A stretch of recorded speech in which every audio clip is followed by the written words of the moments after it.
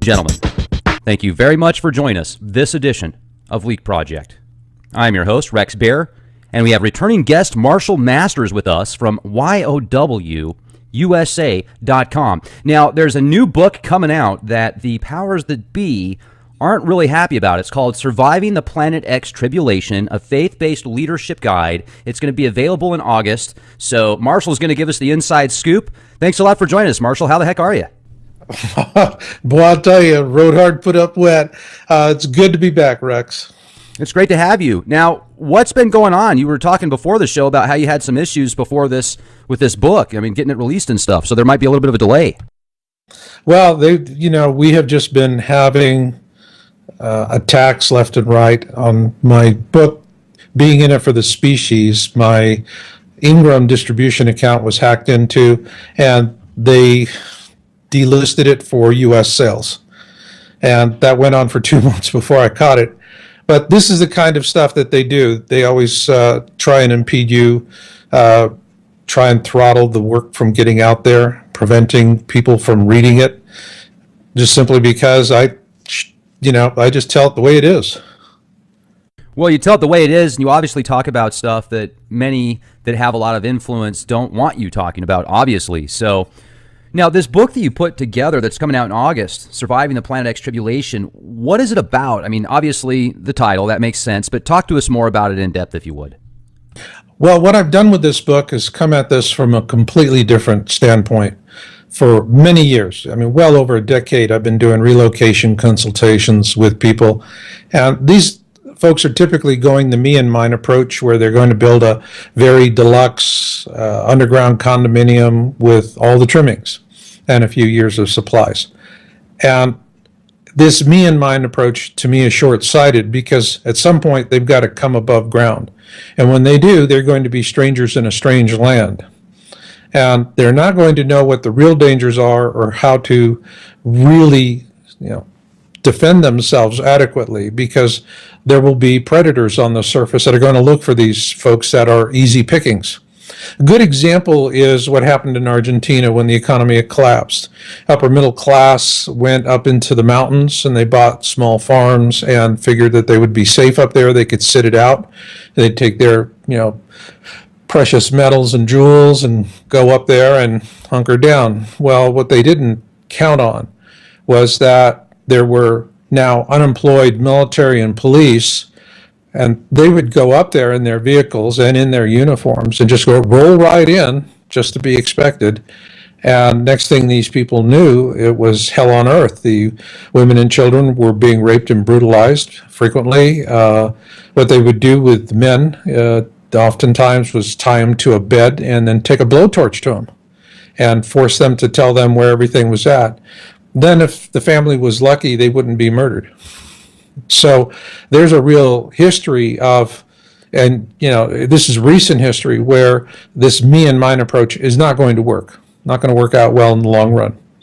So my strategy is, you need to be in a community of 100 plus people so that you're a hard target. There's enough people to man the parapets, if you will, in that case, but also enough people for a whole range of reasons. And the ones that are going to do best are going to be faith-based organizations, not the secular organizations. I've been monitoring those over the years as well. And what you see with the secular groups is that they're actually better capable in when it comes to bullets, beans, and bunkers. They pull that together. The problem with them is that they get leadership crisis issues that divide the community. Then once the communities fracture, they fall apart, and that's the end of it. So politics, not a shortage of cash, is the worst problem that they have. Now, faith-based organizations have real specific advantages. The first and the biggest is that you got to walk humbly with God if you're going to get through this. Now, I first started, and I have folks that write me and go, is this the same Marshall I knew 10 or 15 years ago? And I say, hey, the Marshall of 10 years ago was here, and the Marshall of today, he'd be going, oh, you're one of them. But the work is transformative, and you do bond a relationship with Creator. And that changes the whole dynamic and how you come at it, because now you're surviving in service to others and for a noble purpose when you do that. So faith-based organizations have that advantage. Another advantage is while everything is political, okay, churches included, but they do have an accepted hierarchy. They're going to be far less susceptible to leadership crisis issues that are going to divide the communities. The next thing that I find is a real strong suit for them is that on one hand, it can take 30 years to get a school and a library built for a church. On the other hand, if you're dealing with a disaster in 3 days, you can stand up a formidable response, and you're out there doing really powerful things to help people. And so faith-based organizations have this as something that they do well. Then finally, the one thing I think is in some respects more important than some of the others is diversity of skills. You go to church on Sunday or whatever your faith is, and you're praying. Well, the person next to you works in one field, another one in another field. Doctors, you could have plumbers, carpenters, electricians, all kinds of people are coming together. Their purpose is not to be there to get a paycheck. Their purpose is there to celebrate their relationship with Creator. And so you have this diversity of skill sets, and then these people are going to know people who are in hobby groups that are related to it. So, for example, you may have someone that is a gun enthusiast and goes out trap shooting. So now that person knows people who are out there and shooting trap. Or you have someone that has ham radio, and then they've joined ham radio clubs, and they're doing things. In other words, they have access to human resources that are considerable. And so all of these things can come together. Now, the question is, when does it come together? And the book is written for two audiences. The first audience is going to be the faith-based leaders. It's a plan. It's a leadership guide. It is not a how-to. There are many wonderful how-tos out there, Rex, and I don't compete with them. As a matter of fact, in my book, I mentioned several of them by name and the authors so that people could go out and get those books and put them in their survival library. My focus is on leadership. How do you organize your community and get it moving in the right direction? And here is where the leadership guide, there's nothing like it out there. Everything tends to be focused on the material acquisition side, the how-to side. These things are important, but what's not out there is a leadership guide that says to somebody, all right, you're looking up in the sky and you are seeing a clear and present danger. Now, I don't care what they're saying on television, which will likely be, oh, don't worry, it's just going to be an interesting light show. Take it to the bank. They are going to do that. They're just going to say it's a light show. They're going to say it's concentrated swamp gas, essentially. Yeah, concentrated swamp gas. And that's good. I like that. So, but you'd be surprised. The vast majority of people are going to be happy with that explanation because it's what they want to hear. They know they're being lied to, but they would rather be lied to than to actually be responsible for recognizing a clear and present danger. Now, people who are in leadership areas are more risk sensitive. They have to take risks. They're risk adverse. They're risk management, risk evaluation. Risk is more of something you understand and work with every day if you're in a leadership role. So what the book really does is it's written to help these people who are going, I don't really know that much about it, but I know what I see with my own two lying eyes. And I see a clear and present danger, and I know I need to get my flock to safety. And then the second audience is for people who are in awareness. And over the years, particularly in the last few years, I've worked with so many people that are in awareness, and they're frustrated. They're saying, what is the point of being in awareness if I don't have the money to build a bunker? Well, the message of the book to them is that's not your mission. Building bunkers is not what God wants you to do. Your awareness is for a very specific mission, and that is to be a teacher, a mentor, and a comforter. And so what you do is you have two copies of the book. One you read for yourself, and you know it like the back of your hand. And then the right moment will come, and you will walk up to the leader of a faith-based organization, and they're going to have that "where do I begin" look on their face. And that's when you hand them a copy of the book, and you just say, "This is what you need. This is what you want. It has the plan for right now, this moment, this time. If you have any questions, I am happily and always at your service." And that is where you begin in the mentoring and the comforting role, because that leader is going to be coming into awareness on very short order.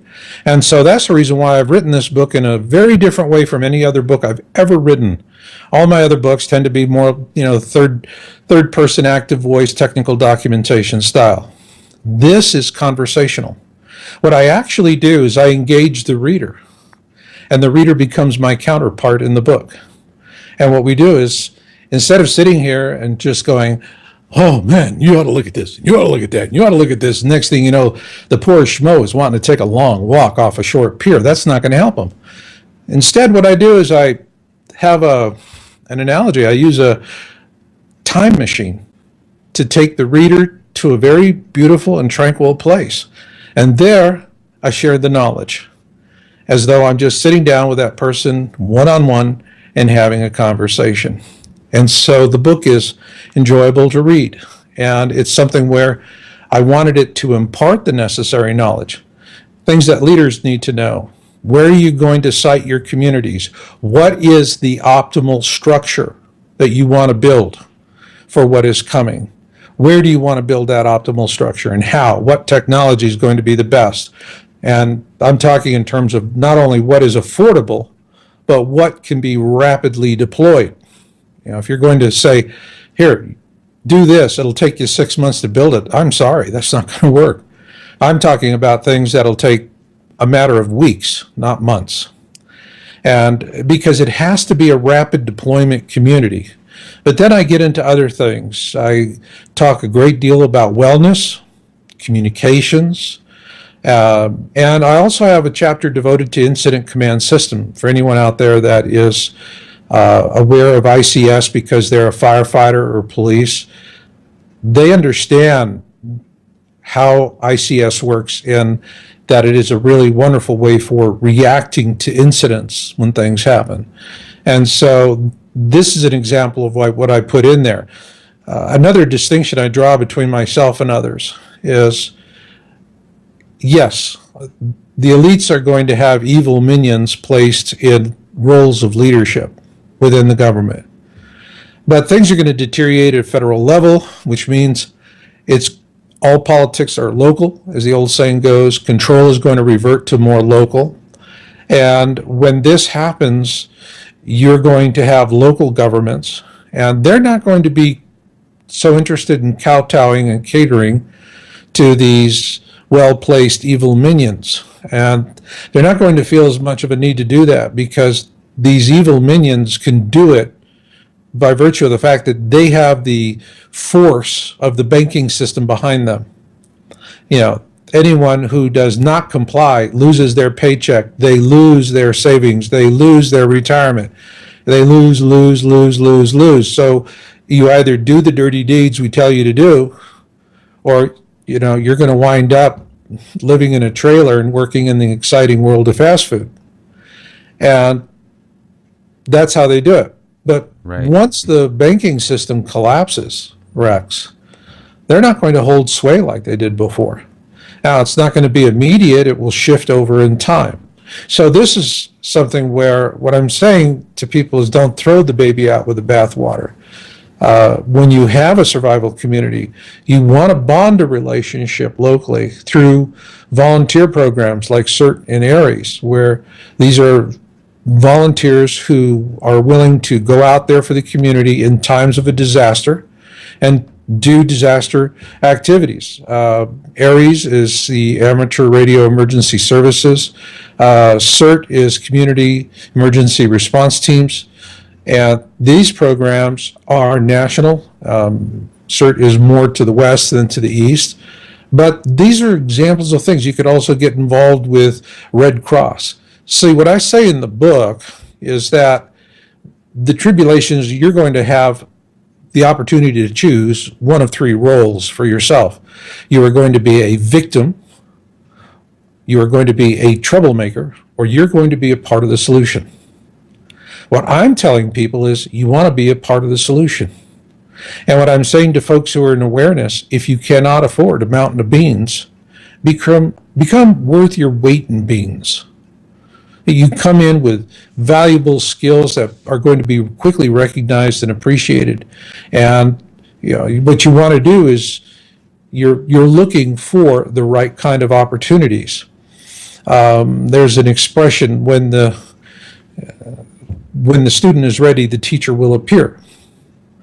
And we tend to think of that from the student side of the coin, where all of a sudden, boom, the right teacher for the right moment materializes out of thin air, like Star Trek, like a transporter. And that's really not how it works. If you look at the flip side of the coin and you see it from the teacher's standpoint. And what colleges do is they send recruiters out to go find students that are going to be really good, that are going to excel, bring honors upon the university, and really do important things in their lives. They're looking for the cream of the crop. So these recruiters are going to go to areas where they are going to have the largest pools of good candidates to work on. And then they're going to select within that pool various groups that they feel are most likely to produce what they're looking for. Then they observe. And then one day they see a kid step out of the ranks and shines, like that little angel on top of the Christmas tree. And what do they do? What do they do? Hello, here you are. Shake hands. Here's a brochure. They materialize out of nowhere. For the kid, it's like, where did you come from? Okay. Well, that's what you have to do as a teacher. So you're looking for where your best candidates are. You're going in that direction because you're not sitting there like most people do and they're praying to God, save my tuchus. Save my tuchus. I haven't heard that term in a while. Yeah, and that's what they're doing. They're begging and they're begging and they're begging and they're begging. Well, what if you do it differently and you say, hey, God, I'm in this with you. What can I do to be in service? And that changes the whole dynamic. And so that's what I'm emphasizing for people in awareness, that they take on that role. And they're going into communities where communities are going to have three simple rules. Everyone works, everyone defends, everyone participates. And it is going to be an all for one and a one for all. This is something where people who are difficult to deal with are not going to be very well tolerated. Folks don't really think about it this much. We have a go along to get along kind of a society. But you talk about people who are ego-driven, boy, they're dangerous. Well, ego-driven people are so dangerous. By the way, they're the ones that are easy to spot. They're the ones that are saying, hey, I don't know what I'm doing. I just know I got to be the boss. That's ego-driven. And these people are true amateurs. There's novices and there's amateurs. Novices take responsibility for their mistakes. Amateurs believe they have a God-given right to make mistakes at someone else's expense. Amateurs are really, they can create a lot of grief for you, especially if they're the ego-driven kind. Because while not all sociopaths are ego-driven, or not all ego-driven people, are sociopaths, all sociopaths are ego-driven. So folks that do that, habitual liars are not going to be well tolerated. People that are violent, in a lot of communities, they find out, that you have people that are abusing women and children. That's not going to be well tolerated, because in a tribulation, women and children are going to be the real precious resources of a community. Without healthy young women wanting to have healthy families, you're not going to have continuity of progeny. You're not going to have a steady progression of people in every age bracket moving through the age cycle. And if you have a community that winds up with nothing but a bunch of 10-year-olds and 50-year-olds, well, you're going to have about as much success as Social Security is looking at right now. And so these are the things that I'm really doing with this book. It's a very frank way of talking to a faith-based leader and saying, hey, you know what? For thousands of years, people have been talking about Revelation. They believe it. Absolutely, no question about it. And they've always believed it wouldn't happen on their watch. Well, Bunky, this time you're the one who showed up late to the party and you've been stuck with a check. It's happening on your watch. There's a lot going on. Absolutely, a lot going on. And we just put up our latest Signs article, Signs 11. And my wife Jennifer does those, and she does a brilliant job of them, because what we are seeing with the media is the mainstream media, in particular electronic media, there is an outright suppression campaign. There are a lot of things that are happening, Rex, and they intentionally omit, trivialize, or demean these things. And they'll tend to localize them, and they have, bizarre things. One of the things that are happening now that is worldwide, houses are exploding, and people are reporting the sound of an impact or a detonation when this happens. We have been talking for a long time about this steady increase in meteors. And this month has a 49% increase over this time last year. Think about that, 49%. And houses are blowing up. There are things happening around the world. We're seeing many more instances of positive lightning. It's easy to spot when you see it on YouTube. It's pink colored. They just had videos in this. Jennifer put stuff up from Cuba. And these people had never seen it before. And they had tornadoes offshore with pink lightning. Multiple tornadoes running simultaneously. And it was really remarkable because these people were mesmerized. Gee, isn't this fascinating? Because they don't see this regularly. They don't see it. And one of them was like an F3. It came ashore and people died. In Germany, she found a video and she had me watch it. And this couple in Germany is driving down the road. Germany is famous for white wine. It's not famous for white wine and beer, but it's not famous for tornadoes. It is now. Right. Okay. And this husband and wife are driving, and the wife is going, let's get away from this thing. It's coming towards us. And the husband is, oh, it's okay. And then finally, it's getting close enough, and they're seeing things fly around inside it. And the husband, maybe it's time to turn around and get the heck out of here. So that's something that is new that we're seeing. They're seeing new and deadly phenomena, and they see it and they just can't believe what they're seeing. But then it hits and it's bad. And I mean, the flooding that's going on in China right now, it is mind-boggling, absolutely mind-boggling. And we're having a tremendous amount of flooding going on here in the United States as well, but China it's just staggering. And you start going around the world, you look at the number of volcanoes that are erupting, everything that's happening. I've been writing about Earth changes and Planet X for quite some time. I started with Earth changes back in 1999, and 2002 was my first Planet X article. I've been at this continuously, and in the last year, it stuns me. It literally stuns me. There are things happening every day that would take weeks, if not months, for these things to happen in previous years. And so we're definitely in the thick of it. And we're coming up on this window of opportunity. That's really what it is. We have one last window of opportunity, and I'll tell you what that is. in the Colburn Bible, it warns us that the Planet X system does exactly what it's doing right now. It kind of dances around behind the sun. And then when it comes out from behind the sun, all hell breaks loose.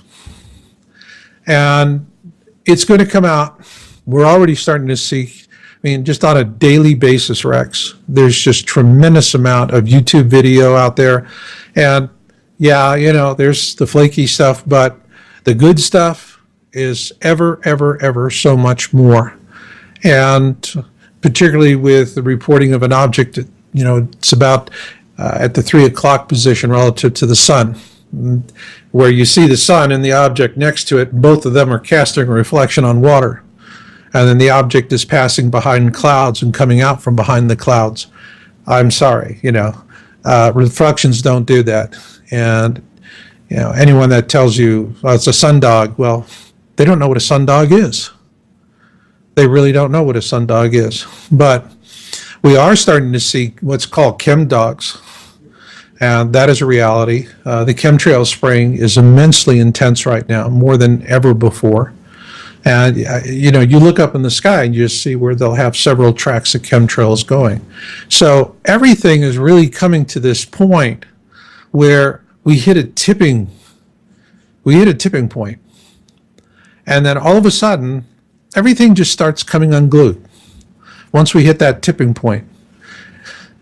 Then when that happens, we're going to have, it'll be a violence that's coming. We're already seeing tremendous amount of violence. And this could bring about, and most likely will, bring about martial law. Martial law is going to precede the arrival of Planet X, and it's going to be for any reason other than Planet X. But what folks have to understand about when we go into martial law is it's going to ratchet tighter and ratchet tighter and ratchet tighter like a choker chain on a dog.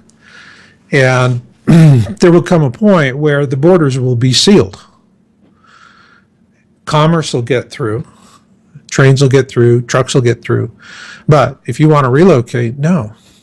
You're going to have to survive in place. And if you are waiting to the last minute to decide what you're going to do, that is what the last minute's going to look like. No options. So, when Planet X system comes out from behind the sun, everyone's looking at it, and while we're still hearing them say on CNN, MSNBC, and Fox, oh, nothing to worry about, folks, just an interesting light show. It's, don't get all upset and, don't believe the people that are trying to sell you comet pills. When you hear that nonsense, that is the last window of opportunity. Yeah. And that's what my book is written for, that last window of opportunity. And what I show people how to do is to set up a rapid deployment community of 100 or more and walk humbly with God, follow a noble purpose, not to be something that's about the end of this civilization. You survive to become a clean slate for the beginning of the next. So what kind of people would fit in perfectly with 100-person community? Name off the top 5 or so positions that you feel would be imperative in order to make that community thrive. Well, you're going to have people coming from a wide variety of fields and backgrounds and walks of life. But most important of all, it needs to be people who share a common love for God. They may come from different particular religious faiths, but it's important that all of them share a common love for God. It's important that all of them understand that this is not about holding on to things. It's about holding on to each other, which means one for all and all for one. And these are going to be people who are going to be all in. They're going to be fully committed. You're going to have plenty of folks that are going to dabble. Well, let's pretend to be interested. Let's see what we can get out of this for very little effort on our part. Let's be clever, play both ends against the middle. These people will become obvious very quickly, and there's not going to be much tolerance for them. You're going to have what I call Lot's wife syndrome. That's going to be rampant. You're just going to have people that are going to say, I can't do a relocation. I can't go somewhere else. I can't start over again. I'm next to my mother, or I'm next to my grandchildren, or I'm next to these people, or I'm next to this, or I have work here, and I can't leave these things and go somewhere else to survive a tribulation. And what will happen is these Lot's wife syndrome people are going to go into think and feel mode, where their thinking is what they feel. Consequently, they're going to think they are eminently rational and logical about what they're doing, but that's not the case. They're going to be completely emotional, and they're not going to want to let go. So, it's who are the people who are going to do it? The ones who are stout-hearted, the ones who are courageous, the meek. If you look at the 12th century definition of the term in an etymology dictionary, not what we have today, which is an ungodly perversion of a very nice word, but you look at it, what it meant in the 12th century when the word meek was coined. So these are the people that are going to be the ones that you get through it with. And you're not going to know until it gets right down to the nut cutting. And saying, well, people, they don't have, any viable skills. No, I wouldn't say that. A grandmother that knows how to grow herbs in her garden is going to be very valuable. You may have a lawyer who also is, enjoys target shooting and loads his own ammunition. And that makes him a valuable person, not so much that he's a lawyer, but that he's got a viable survival skill. So the survival skills are not going to be things that you're going to see in a jobs classified listing typically. It's going to be the variety of things that people bring to the table. And here's where folks are going to have a lot of skills, a lot of experience, a lot of knowledge of things that they've done and they've tried and they've experimented with in their lives, never gave much thought about it. But then those things will come back and they will know, maybe somebody who remembers as a child helping her mother make pemmican. Well, pemmican's going to be phenomenal survival food. So it's a wide variety of things, but bottom line is the right kind of people are the ones that just understand. It's one for all for one. Everyone works, everyone defends, everyone participates. Where do you think the best place to start the first survival community would be? If you were to have your choice and pick one location, do you have something in mind? In general, I like northern United States, not in the plains, up near the Canadian border.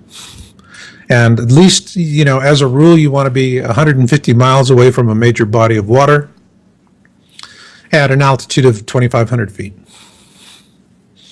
So there's a lot of areas, for example, north of Asheville in North Carolina, there's nice areas up there. I've been over, in other regions of the country. I've done an awful lot of what we call reconnaissance work on the ground. And so you're going to have areas that are going to logically be good to go. I mean, here are the things that you want to look for. One, you don't want to be near nuclear or fracking. If you've got a nuclear power plant in the area, you want to be at least 50 miles upwind and 100 miles downwind, minimum. If you have fracking in the area, you want to be as far away from it as possible. Best is no fracking at all, because fracking wells are going to fail and poison a lot of habitable land that would be suitable for survival. That's really going to be a disaster for us. That takes out a lot of Texas. Oh, yeah. Oh, yeah. And I feel sorry for Pennsylvania. Tom Ridge done the dirty on them up there, boy, I'll tell you. Now in terms of terrain, you're looking for rolling hills, soft soil, and lots of access to good, clean, sweet water. And if you do those things, you follow those basic guidelines, you're going to find some place that's good. It's also important that you don't want to be close to a major metropolitan area. Okay? And the reason why is you're going to have a big city near you. The refugees are going to pour out of there like locusts.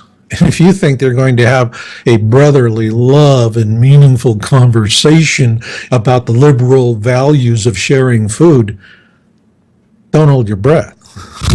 Okay? You think it's going to be like The Road? Oh, aspects of it, yeah. Yeah, aspects of it will be. But even The Road is not really, there are parts of The Road that were not they just don't fit with what is actually going to happen. And a lot of the times where, the little boy is, oblivious to what's happening around him. Now, by that time, everyone's going to know. Everyone's going to be pretty cagey. And when you're down into the needs hierarchy, you're not going to be having meaningful conversations. You are going to be in reptilian survival mode. So it's really going to change. But on the other hand, it does give you an idea. Now think about it. What do you see in The Road and the Book of Eli? The Book of Eli came out about the same time. It was much more popular. It was a lot more fun to watch, actually. And but cannibalism was a real problem. Right. All right. And that was part of it. That will happen. That will happen. You're going to have people that I call the biters, and they're going to be infected with rabies, and rabies makes you want to bite. All right. And it's how the disease spreads. So you're going to have problems with biters. You're going to have problems with gangs, warlords. These things are going to be a problem for up till the pole shift. And it is during the pole shift that really the problem folk are going to be decimated. Few, if any, are going to be left. Because it's really going to take a strong sense of self to make it through the pole shift in the days of darkness. And it's going to take a strong, loving relationship with God. Now, I'm not talking about sitting down there with your hymnals singing to the top of your voice. That's not going to save you. It's what's in your hearts that's going to save you. You can sit there and sing to God all you want, but if you got hate in your heart, you got hate, you hate somebody, you hate Jews, you hate blacks, you hate this, you hate that, you have hate for any reason in your heart, that hate's going to be amplified 100-fold. And you'll just flicker out like a light bulb. So who's going to survive? It's the ones that got love in their heart. What does that look like? Well, imagine a grandmother who pulls together a group of orphan children who are scared. Says, children, let's sit down together and hold hands, and we're going to sing nursery rhymes. And while the whole world's going to ape around them, they're singing Old MacDonald Had a Farm. And that is putting them in a state of love. They will survive. They will survive. So, it's not what people think, that, the survival of the fittest during the pole shift, it's going to be such a horrific event. Yeah, there will be some of those that survive because they'll be drugging, they'll be in a coma, artificial coma, or, they're just going to be heavily doped up so much they just can't, fathom what's happening around them in the first place. But, for the ones that don't have that luxury of being tended that way and making it during the pole shift, they're going to be taken. It is going to be, of all of the events, and there are going to be many events that take a lot of lives, but it's the pole shift that's going to be the worst. How long do you think that's going to take? It'll take matters of days. From beginning to end. You're going to have, I explained actually the orbital mechanics of the Planet X system in very precise detail in this book. How it travels through space, where it comes from, where it's going back to, what part of space where it's traveling that it becomes a real difficult and clear and present danger for us, and how that's going to play out in the many different ways. And I map that out. The book has, to give you an idea, the book is over 400 pages with over 140 color illustrations. There's nothing left to doubt. Now, also, if somebody picks up a pre-edition, you're offering a couple extra features as well, aren't you? Yes, this is the pre-sale edition, or the advanced purchase. This one will be where it is a numbered edition, personalized and signed, and For those who are purchasing it, it'll take longer to ship these, obviously. We will be shipping after the street date, but those who do purchase now will get a 25% discount on one copy and 35% off on two copies. And we have both hard case laminate and paperback editions that we're bringing out. Right now, we're in the pre-press mode where everything's done. It's just the physical, mechanical work of, just formatting the book for printing. Awesome. Yeah, that's fantastic. And if you go to YOW USA, you'll also have access to a lot of different articles and podcasts and information. I'm sure most people have heard of your website that are listening to this podcast, but many people that haven't, now you know. Maybe a couple more things we could talk about as well, Marshall, before we close out tonight. Sure. Let's say somebody had, $3,000 or $4,000 to put together a shelter of some kind. Would it be a good idea to go out and purchase one of those, let's say 40-foot containers, and have somebody come out with a backhoe and build, get a huge hole in the ground and then drop it in there and set up something? Or what would be the best thing to do with just a few $1,000s? Well, the best thing, you're not going to put a container in the ground for a few $1,000s. You got to have an excavator, or you're going to use backfill. The container itself will cost you a couple of $1,000. Then you have to work on making the container habitable. This is one of the reasons why people like to use, the corrugated steel pipe, like for culverts and things like that. In the book, I'm actually talking about using domes. And there's ways that you can actually build a dome in the ancient style that will withstand a lot of abuse. It will last. And I described that in the book as well. There's 3 different construction methods that I talk about. But to give you an idea of domes, people think it's something kind of a new style. But really, when you go back and look at history, ancient Rome, all right? And you have the Eskimos. Their igloos are domes. Now, they're subject to weather, but still the same. They're extremely, extremely strong. And so there's been use of domes throughout history, and they're the strongest structure. And in the book, I actually show you how to do that. So if you're going to do it for a few $1,000s, and you're going to do that, then buy rebar, buy concrete, and get out there with your friends. You could do it. And then you'd need some type of maybe windmills and solar panels. What do you think about solar? Well, the sky is going to be a mess, all right, for a few years. But even under those circumstances, solar is going to operate. Energy is going to be a catch as catch can. Now, one of the things I recommend is that you have to be subterranean. You have to be underground. There you have an advantage that you have a constant temperature.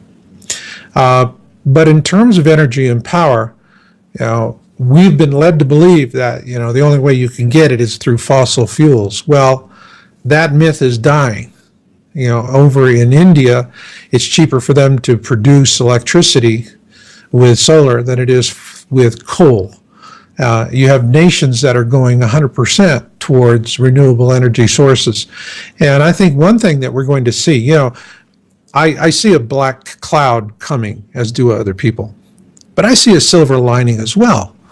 And an example of that silver lining is we're not going to have all these special interests with their paid government goons going out there and suppressing inventive minds. People are going to be inventing zero-point energy devices. They're going to be finding new and brilliant ways to produce energy and to store energy. Absent all of this vested interest control mechanism, which is brutal and huge, when that goes away, what do we have left? We have a nation full of Teslas. Think about that. That'd be amazing. That'd be, the new renaissance of sorts. Absolutely, absolutely. That's the reason why we can look at this either as the end of a civilization or as a clean slate for the beginning of the next. I'm a clean slate guy because what I want to see at the back end of this is a Star Trek future. That's it. Everything I do, everything I hope for, I want humanity to have that Star Trek future. Whether I see it or not, my walking with God is about that.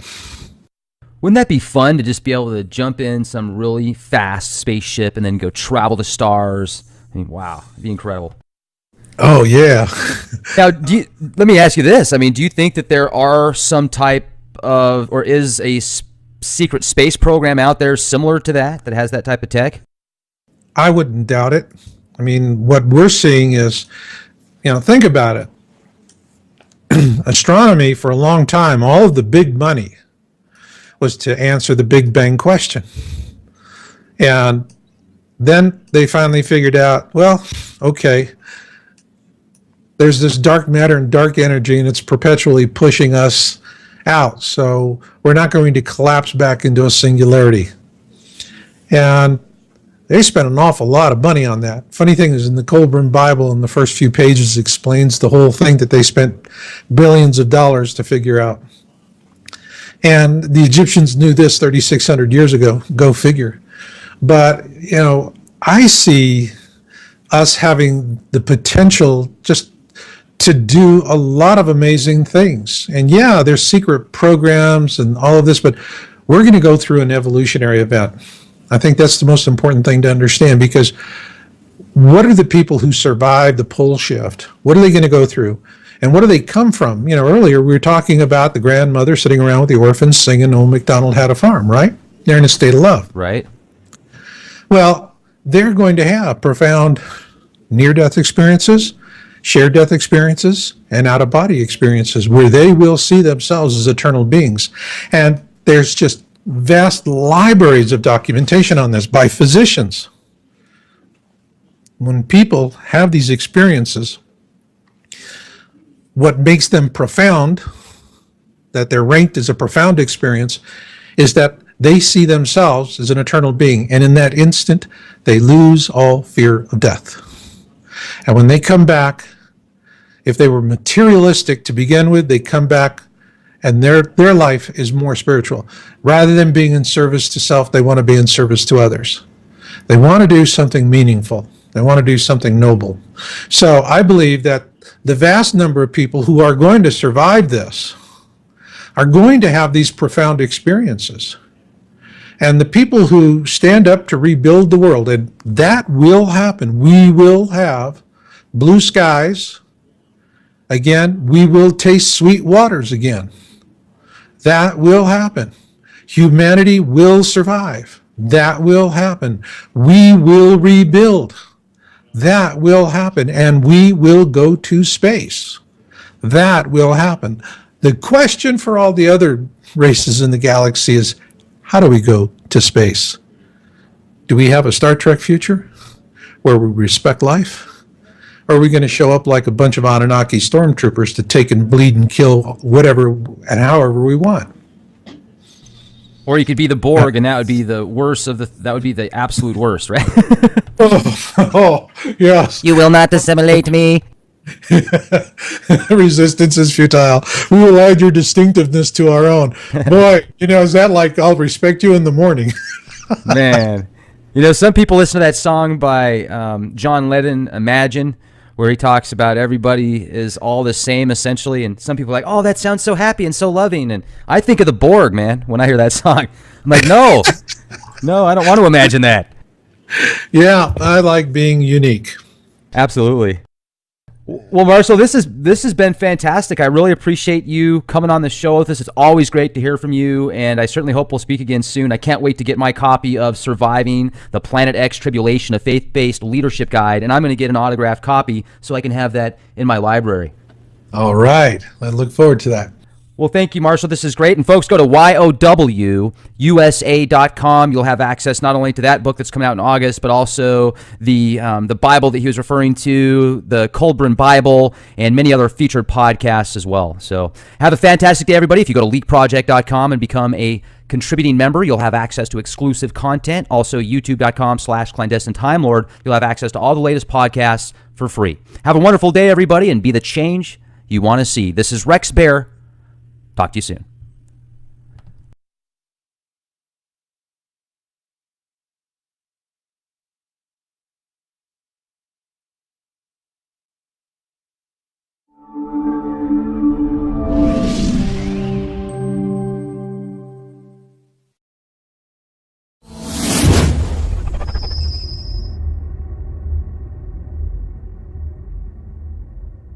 Gentlemen, thank you very much for joining us this edition of Leak Project.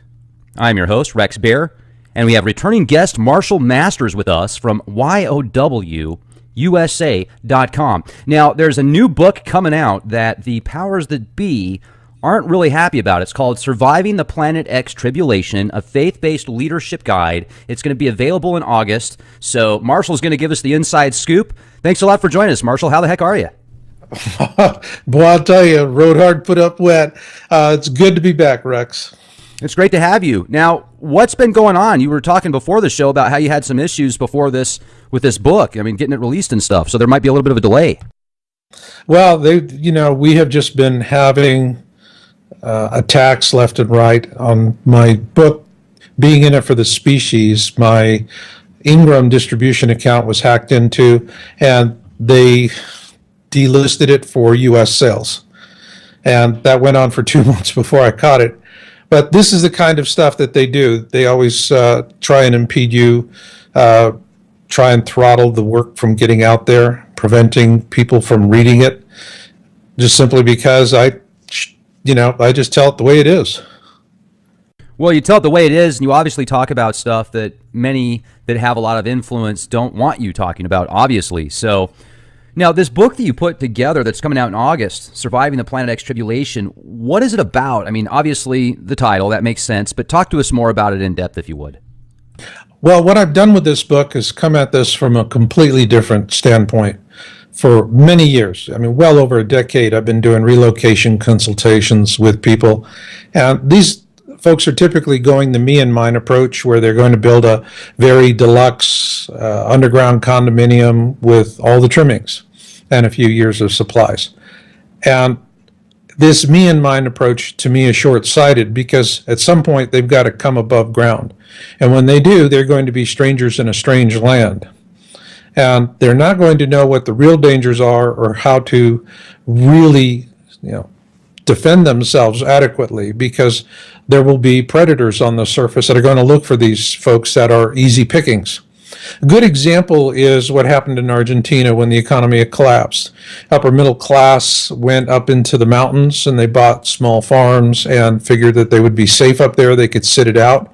They'd take their, precious metals and jewels and go up there and hunker down. Well, what they didn't count on was that there were now unemployed military and police, and they would go up there in their vehicles and in their uniforms and just go roll right in, just to be expected. And next thing these people knew, it was hell on earth. The women and children were being raped and brutalized frequently. What they would do with men oftentimes was tie them to a bed and then take a blowtorch to them and force them to tell them where everything was at. Then if the family was lucky, they wouldn't be murdered. So there's a real history of, and this is recent history, where this me and mine approach is not going to work, not going to work out well in the long run. So my strategy is, you need to be in a community of 100 plus people so that you're a hard target. There's enough people to man the parapets, if you will, in that case, but also enough people for a whole range of reasons. And the ones that are going to do best are going to be faith-based organizations, not the secular organizations. I've been monitoring those over the years as well. And what you see with the secular groups is that they're actually better capable in when it comes to bullets, beans, and bunkers. They pull that together.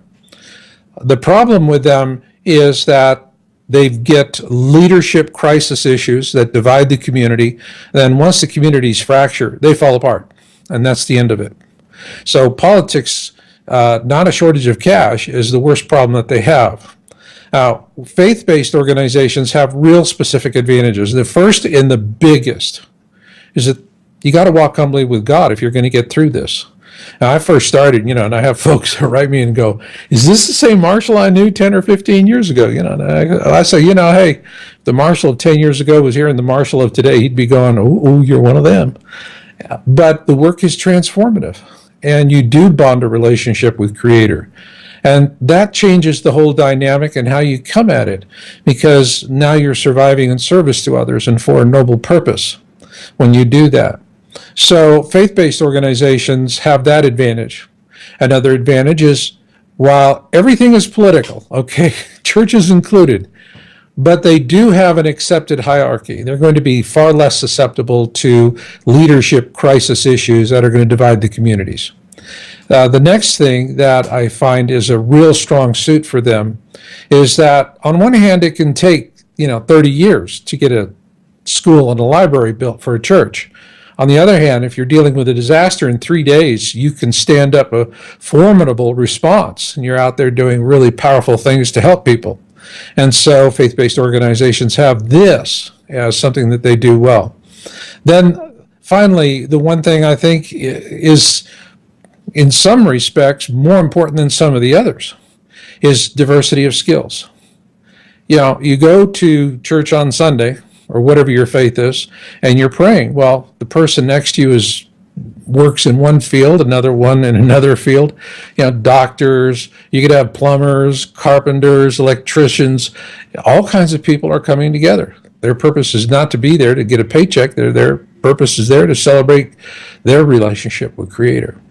And so you have this diversity of skill sets, and then these people are going to know people who are in hobby groups that are related to it. So, for example, you may have someone that is a gun enthusiast and goes out trap shooting. So now that person knows people who are out there and shooting trap. Or you have someone that has ham radio, and then they've joined ham radio clubs, and they're doing things. In other words, they have access to human resources that are considerable. And so all of these things can come together. Now, the question is, when does it come together? And the book is written for two audiences. The first audience is going to be the faith-based leaders. It's a plan. It's a leadership guide. It is not a how-to. There are many wonderful how-tos out there, right?